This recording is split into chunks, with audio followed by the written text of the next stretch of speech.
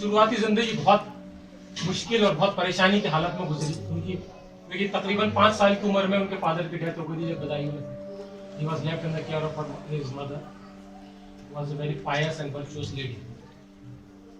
वो बहुत मुश्किल हालात के अंदर उन्होंने परवरिश की थी हजरत निज़ामुद्दीन औलिया की।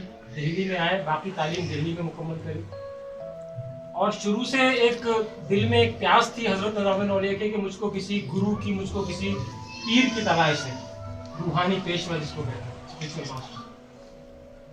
तो हजरत बाबा फरीद का नाम बहुत मशहूर था उस ज़माने, और भी बुजुर्ग थे उस ज़माने में। बाबा फरीद का नाम जब हजरत निज़ामुद्दीन औलिया ने पहली बार सुना, बदायूं में सुना था पहली बार, तो पहले ही दिल जो है वो मिलने के लिए बेचैन हो गया कि बाबा फरीद जो है उनके पास जाऊंगा, मिल। तो खैर ऐसा वक्त आया कि हजरत निज़ामुद्दीन औलिया अजोधन, उनकी दरगाह लाहौर के पास है पटन में बाबा फरीद, वहाँ गए और बाबा फरीद के मुरीद हुए। कई महीने उनके साथ रहे, उनसे तालीम हासिल की। बहुत सख्त तालीम होती थी, पीर अपने मुरीद को दिया करता था। आज के ज़माने में स्कूल की तालीम में, स्कूल की तालीम में लोग बहुत मुश्किल मानते हैं आज के, बहुत सख्त मुजाहिद प्रैक्टिकल जो तालीम होती थी ना वो बिल्कुल करके दिखाना पड़ता था। भूखा रहना है तो भूखा रहो, सुबह से शाम तक सफाई भी करो, सब कुछ करो, मना नहीं कर सकते। तो वो तालीम लेके हजरत बाबा फरीद ने वापस कहा कि दिल्ली वापस चले जाओ, और ये दुआ दे के भेजा था बाबा फरीद ने कि निज़ामुद्दीन तुम एक ऐसे दरख्त की तरह होगे, you will be like a spacious tree under which the oppressed humanity will take shelter। खुदा के बंदे आराम पाएंगे तुम्हारे साए में, ये मैं तुम्हें दुआ देता हूँ। हजरत निज़ामुद्दीन औलिया दिल्ली आए वापस।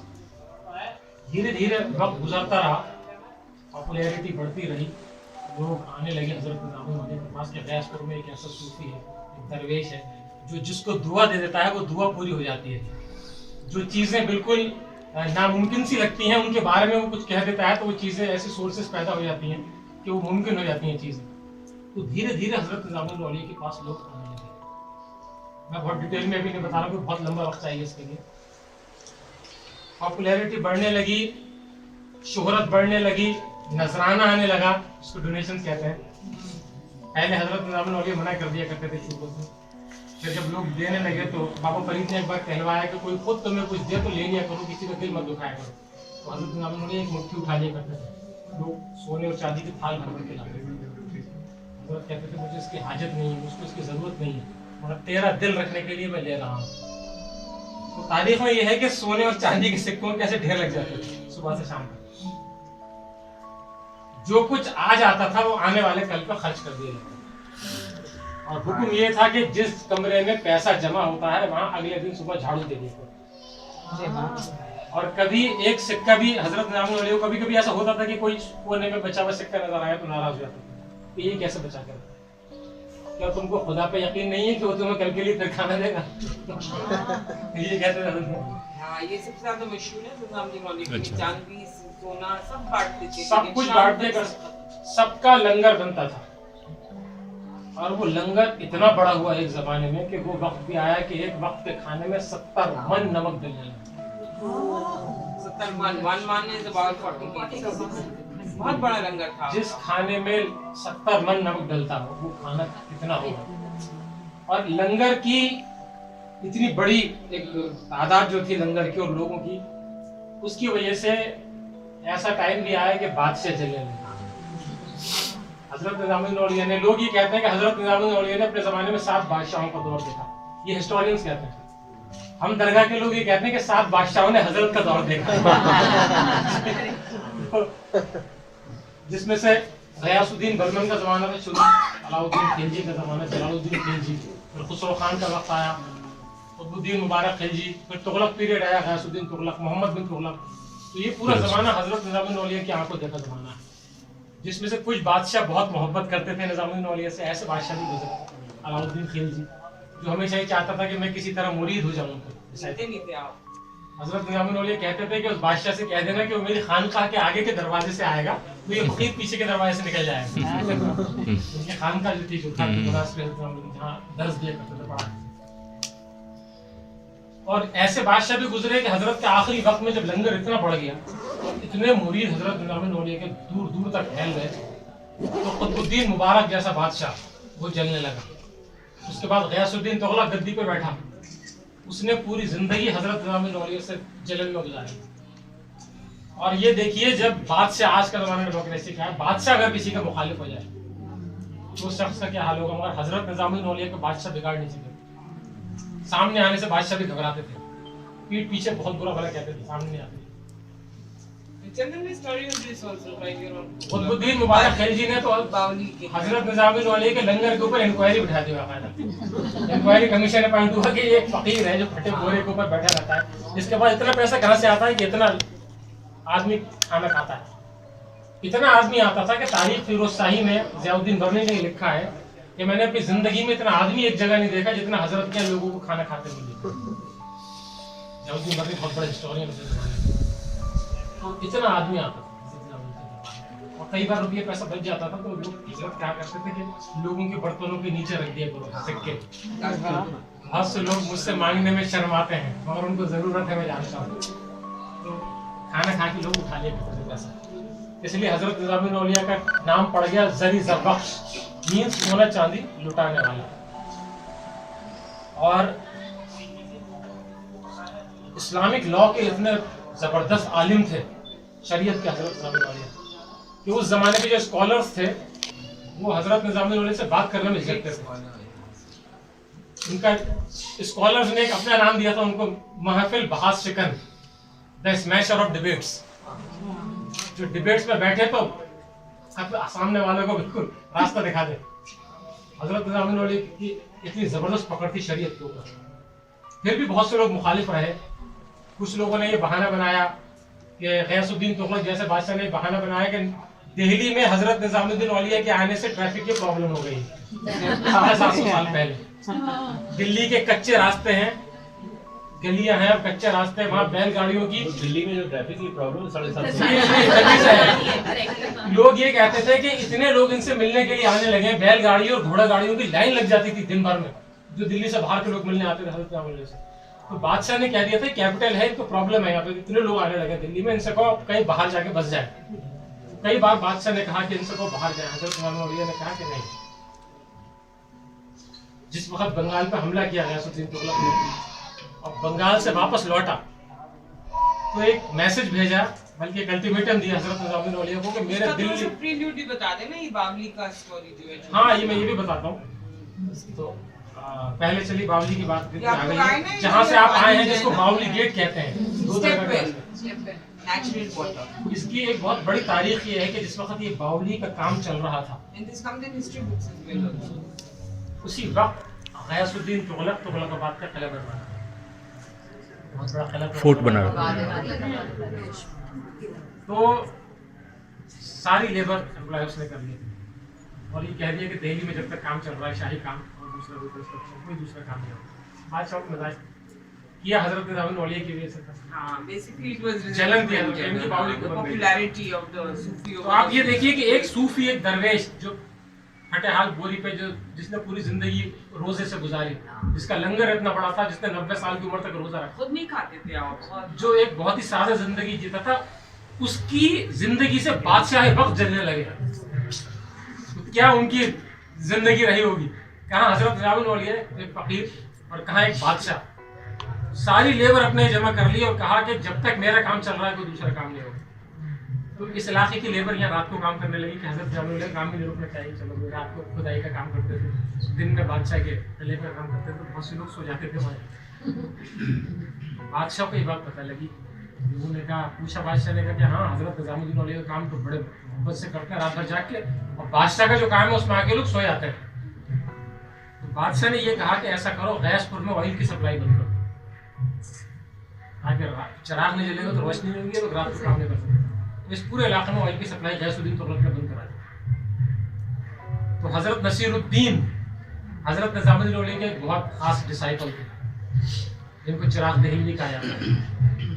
उनके सुपरविजन में काम चल रहा था। वो निजामुद्दीन औलिया के पास आया और कहा कि हजरत आज काम कैसे होगा, तेल नहीं है चिरागों में डालने के लिए।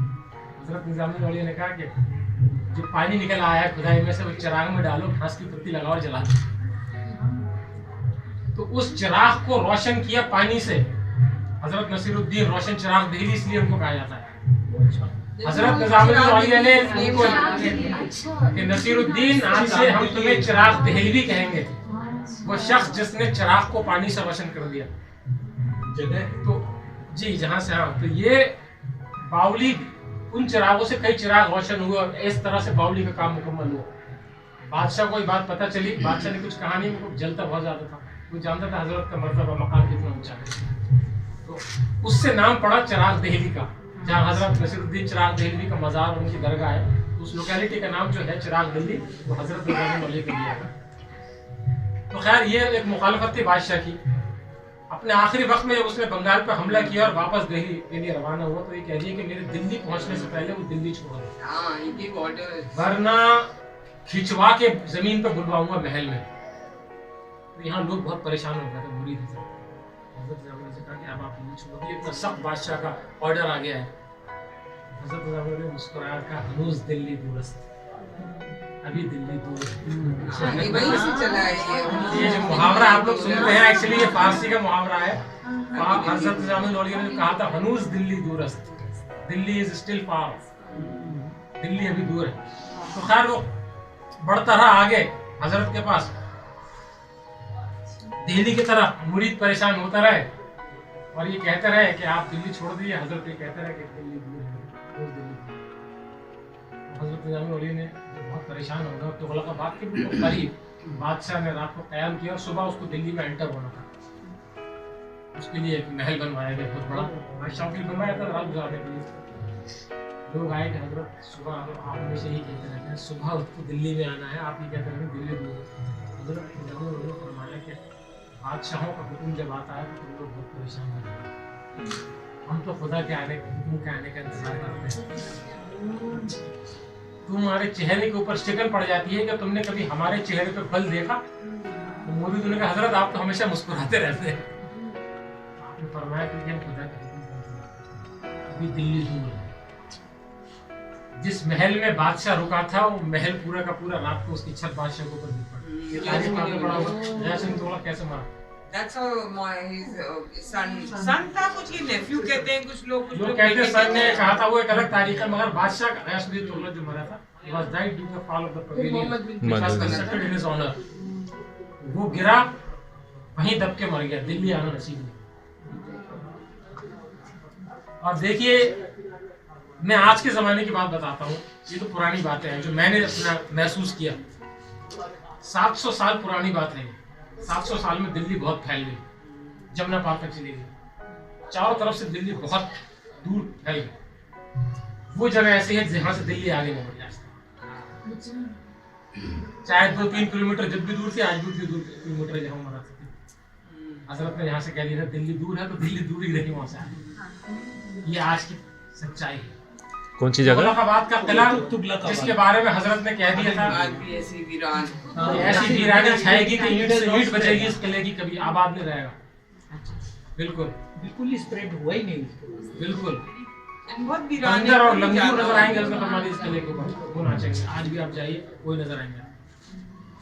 तो जो इन बुजुर्गों ने अपनी जबान से कह दिया, देखिए वो पत्थर की लकीर बन गई। Also it was because he was knew कि लोगों को परेशानी होगी ना जाने में, वो सब हाजिर होंगे। उस जमाने में यहाँ से तुगलकाबाद जाना, चाहे वो बादशाह के हुक्म पे या कोर्ट में दरबारियों का, लोगों का, आवाम का, कितना मुश्किल था। कभी किसी बादशाह से मुलाकात नहीं की हजरत जिंदगी में।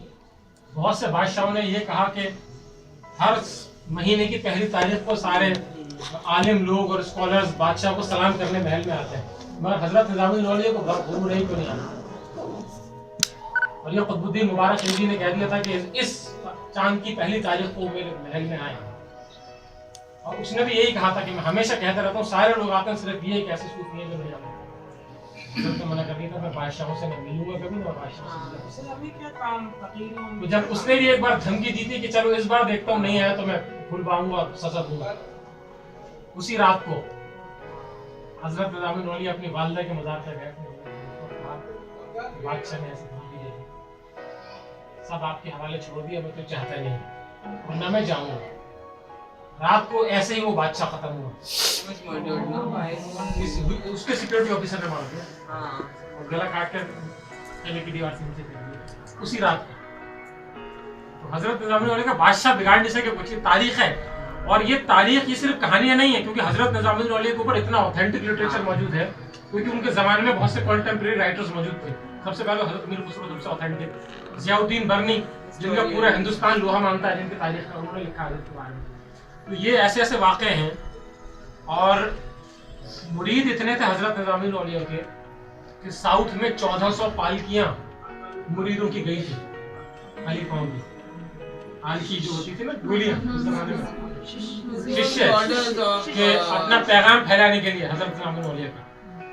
मगर सबसे ज्यादा मोहब्बत अगर किसी से करते थे तो वो करते थे अमीर खुसरो, जिसके बारे में ये कहा करते थे कि अगर मुझको मेरा मजहब इजाजत दे तो खुसरो को अपने साथ अपनी ही कब्र में रखो। और कभी मुझसे खुदा ने पूछा कि निजामुद्दीन मेरे लिए क्या लाए हो, तो इस तुर्क को आगे कर दूंगा। तुर्क क्या करते रहते। हजरत अमीर खुसरो की पैदाइश तो हिंदुस्तान की है, एटा उत्तर प्रदेश, एटा जिला एटा। मिक्स्ड पेरेंटेज थी, हाँ। माँ वाज इंडियन, फादर यहाँ के थे, फादर टर्किश डिसेंट। बहुत छोटी उम्र में हजरत निजामुद्दीन औलिया के मुरीद हो गए थे। ज्यादातर लोग सिर्फ सूफी शायर के नाम से उनको जानते हैं। हजरत अमीर खुसरो एक सूफी शायर थे, एक सूफी थे, एक राइटर थे, एक फिलोसोफर थे, एक स्कॉलर थे, एक म्यूजिशियन थे, एक बिजनेसमैन थे। 92 बुक्स हैं हजरत अमीर खुसरो की। और हजरत निजामुद्दीन औलिया के ऊपर दिलो जान से पैदा थे। एक वाकया जो मैं सबसे शेयर करता हूँ, मैं आपसे शेयर करना चाहता हूँ। एक बहुत गरीब शख्स हजरत निजामुद्दीन के पास बहुत दूर दूर से लोग आते थे, अशरफियों की थैली लिए करते थे, जानते थे कि ये बांटते हैं पैसा। वो शख्स बहुत दूर से आया, जिसके घर में फाका पड़ते थे, उसकी मानो से भेजा कि उनके पास जा, बहुत नाम सुना है। जिस वक्त पहुंचा और ये कहा कि मुझे देना है, मुझे वापस लौटना है। हजरत ने देखा तो सब खाना खत्म हो चुका था, बढ़ चुका था, रुपये पैसा खत्म हो चुका था। तुम रुक जाओ। उसने कहा नहीं, आपको जो देना है अभी दे दो। हजरत निजामुद्दीन ने कहा बाहर मेरी जूतियाँ रखी है मेरे। बड़ा मायूस हुआ कि मैं क्या सोच के आया था। हजरत निजामुद्दीन की बात ये थी कि सामने बैठ के बहस की, हर खामोशी से बेचारा उठा, बात उठा, रोता हुआ चला गया। रात को धर्मशाला में रुका और बैठ कर रोने लगा कि मैं घर जाऊँगा, क्या जवाब दूँगा। हजरत अमीर खुसरो वहाँ से गुजर रहे थे, इत्तेफाक से उन्होंने भी उसी धर्मशाला में हजरत अमीर खुसरो को अपने पीर की खुशबू महसूस हुई। वो पीर में आए थे, मेरे पीर की खुशबू मुझे आती है। उन्होंने ये कहा, क्या कोई ऐसा आदमी है जो उनसे मिल के आया है? तो लोगों ने कहा, जब मालूम किया तो कहा एक फकीर बैठा हुआ रो रहा है। वो कहता है हजरत निजामुद्दीन औलिया के दरबार से आया। हजरत अमीर खुसरो ने उसके पास जाके पूछा, उनसे मिलकर आया है और फिर भी रो रहा है? तो उस शख्स ने अपनी पूरा किस्सा सुनाया और कहा कि मदद के लिए गया था आपके पीर के पास, आपके गुरु के पास। उन्होंने अपनी टूटी हुई जूती मुझे पकड़ा दी, इनका क्या करूँ? हजरत अमीर खुसरो ने कहा मेरे साथ सौदा कर, ये जूतियाँ मुझे बेच दे और जितनी दौलत मेरे पास है इन जूतियों के बदले में तुझे दे दूंगा। एक सफर से लौट रहे थे हजरत अमीर खुसरो और घोड़ों के ऊपर बहुत रुपया पैसा था उस वक्त। तो उस शख्स ने कहा, खुसरो तो तुम मजाक करते हो, कोई जूतियों के बदले अपनी सारी दौलत देता है? खुसरो मजाक नहीं करता। सारी दौलत उस शख्स को दी, वो जूतियां अपने सर पे रखी। हजरत निजामुद्दीन औलिया के पास आए। हजरत निजामुद्दीन औलिया देख के मुस्कुराया और कहा, खुसरो एक सफर से लौट के आया है, बता अपने पीर के लिए क्या तोहफा लाया? हजरत अमीर खुसरो ने कहा, तोहफा सुल्तानुल हिंद लेकर आया हूँ, और जूतियां सामने रख दी। हजरत निजामुद्दीन औलिया ने कहा, खुसरो तूने कितने में खरीदी? अमीर खुसरो ने कहा, जितनी दौलत मेरे पास थी इन जूतियों के बदले मैंने उस शख्स को दे दी। हजरत निजामुद्दीन औलिया ने कहा, खुसरो तूने बहुत सस्ती खरीद ली। हजरत अमीर खुसरो ने कहा, अगर वो मेरे मुझसे मेरी जान भी मांगता है इन जूतियों के बदले तो उस शख्स को दे देता। और ये वाकई में सस्ता सौदा है जो मैंने दौलत में बात की है।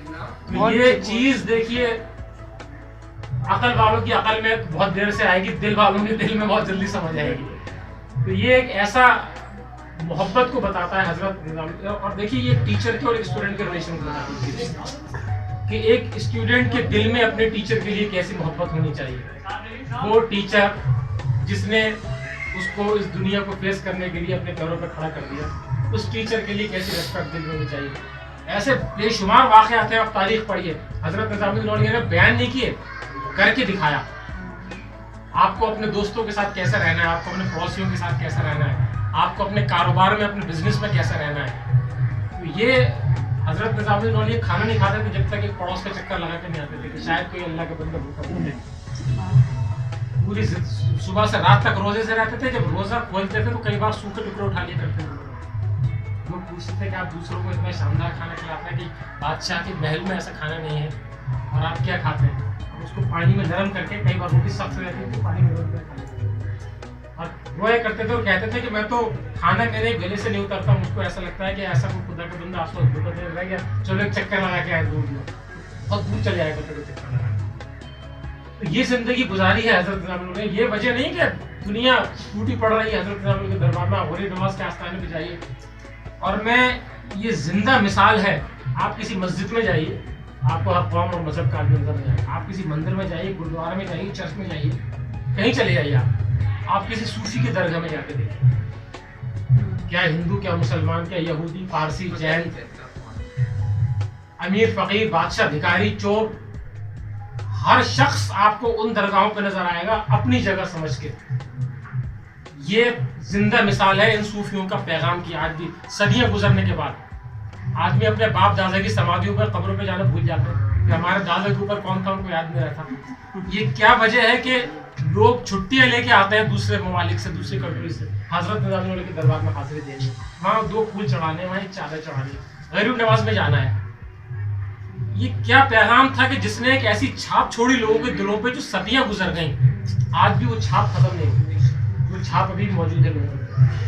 बादशाह आए, जमीनों पे हुकूमत करी, शहरों पे हुकूमत की, मुल्कों पे हुकूमत की, चले गए। उनका नाम लेने वाला कोई नहीं है। सादिया ने बताया, आप रोड के पार चले जाइए, हुमायूं का मकबरा है, आप जाइए, आप देखेंगे कितना अच्छा आर्किटेक्चर है, कितने अच्छे पेड़ पौधे, फल है, फूल है, कितने अच्छे घास है, और क्या बिल्डिंग है, और क्या जबरदस्त है। बस सिर्फ आपके दिमाग में ख्याल आएगा। आप एक फकीर के दरबार में आइए, आप सोचेंगे मेरे कपड़े साफ हैं, मेरे हाथ पैर खुले हैं, मेरे दिल में कोई गलत ख्याल तो नहीं है, मेरे कोई जबान से गाली तो नहीं निकल जाएगी। ये है फर्क, जिन्होंने मुल्क पे हुकूमत की और जिन्होंने दिलों पे हुकूमत की। इन दोनों में एक साथ आपको नजर आता है। तो ये मैं हमेशा कहता हूँ कि जो लोग भी इन दरगाहों पे आए, आप लोग भी आए, देखिए हमारा पैगाम जब तक, हमारा मिशन जब तक पूरा नहीं होगा, जब तक आप लोग जुड़ नहीं जाएंगे आके। आप लोग दरगाहों से जुड़िए, खानकाहों से जुड़िए, और उनका पैगाम को समझने की कोशिश कीजिए, जिस पैगाम के लिए हजरत निजामुद्दीन औलिया पूरी जिंदगी गुजार दी थी। चाहे अपने दोस्तों के साथ आए, अपने बच्चों के साथ आए, अपने पेरेंट्स को लेकर आए, फैमिलीज को लेकर आए, इन दरगाहों पे आइए, उनके बारे में लिटरेचर पढ़िए। हमारी भी यही गुजारिश है, हमेशा इन दरगाहों से जुड़े रहिए आप। बस मैं अपनी बात यहीं खत्म करूंगा। बहुत बहुत शुक्रिया आपने